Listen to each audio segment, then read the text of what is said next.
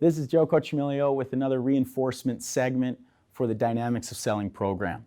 Today, what we're focusing on is, again, traits of super producers, and in particular, the trait that we're going to talk about the most today is trait number 2, total customer focus.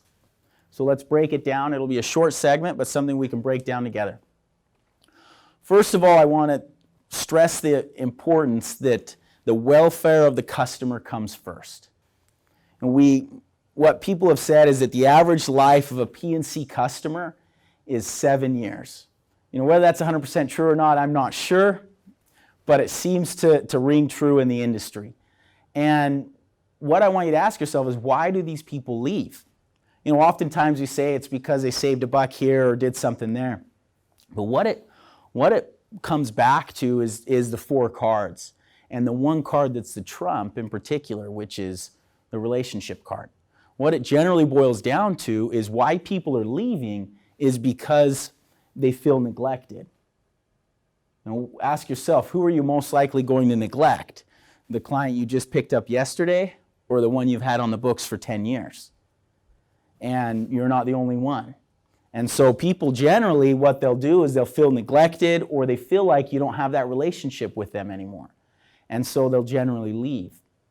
In order to help with our retention and help maintain our clients and keep them happy and referring business to you and keep your book growing, we've got to understand that principle of how important it is to not only build a good relationship, maintain it and keep that relationship throughout the years.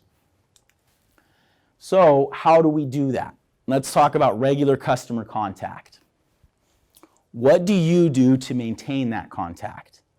In this day and age, we have several opportunities to be able to touch our clients with relatively little effort by us. What we can do is we have programs out there that will send out emails for us. They'll send out the emails automatically. We can customize it a little bit for our clients and make it personal. And they'll send them out. We can set it up, as much as weekly to monthly to quarterly, semi-annually, whatever you feel comfortable with, but a great way to be able to touch our clients.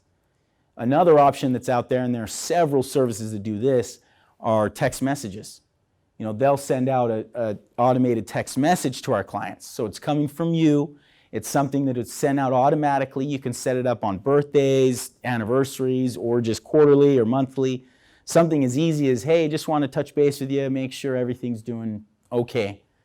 Are there any changes or anything I should be aware of? Something really small and personal makes them feel like you're thinking about them, and it helps maintain that relationship. Now, all of us have written that account because they said, oh, I haven't talked to my current agent in years, or the only time my agent reaches out to me is when he or she wants money, right? We've all heard that. And so these are a couple of great ways to be able to touch our clients, not focused around renewal premiums or money, but just, hey, how are things going?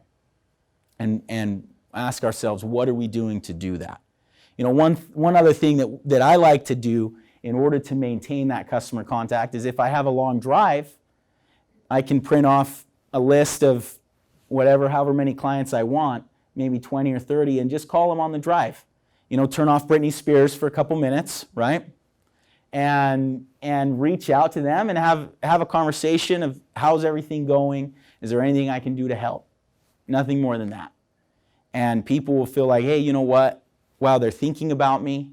And you can really help maintain that relationship card, which is a big goal and very important in order to maintain business. So ask yourself, what am I doing now?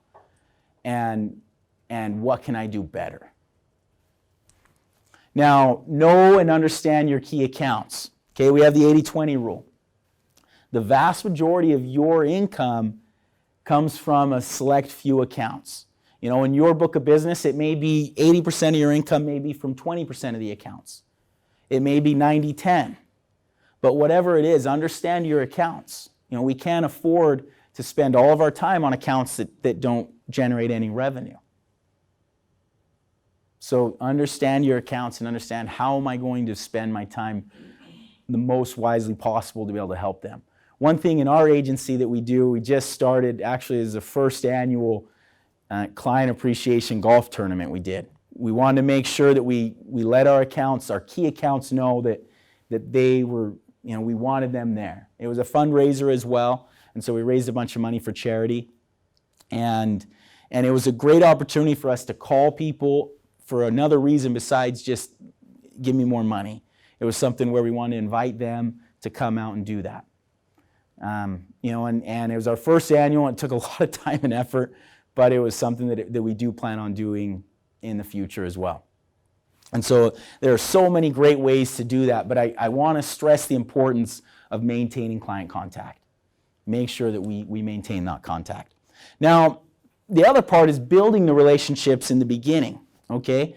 What we want to do is make sure we have enough time to be able to build the relationships, not only that I can build a relationship with my buyer, but I got to understand that my team needs to build that relationship as well.